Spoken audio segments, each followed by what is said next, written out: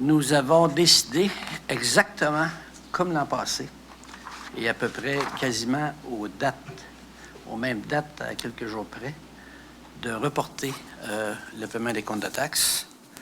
Et donc, les comptes de taxes seront payables les 3 juin, 3 août, 15 septembre et 15 novembre.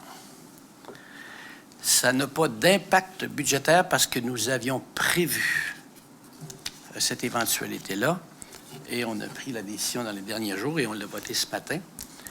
Nous pensons qu'au taux d'intérêt qu'on peut envisager d'ici la fin de l'année, que c'est une mesure qui nous coûtera 2 millions de dollars, moins cher que l'an passé.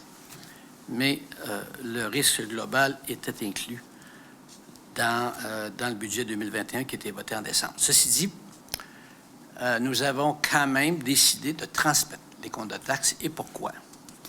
Parce que l'an passé, malgré que nous ayons reporté les échéances des paiements de comptes de taxes, 37% des gens ont payé à la date initiale et veulent payer à la date initiale leur compte de taxes.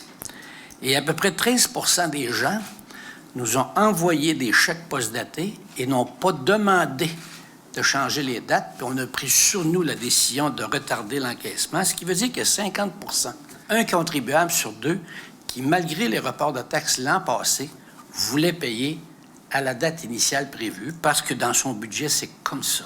Et donc, ça veut dire que le contribuable a le choix de payer à la date initiale parce qu'il veut payer ça, parce qu'il l'a budgété comme ça. Puis il y a des gens qui ne veulent pas de dette en plus, il y a toutes sortes de considérations. Alors, il paye ou en mars, ou en juin, etc., etc., etc. Ce sera son choix.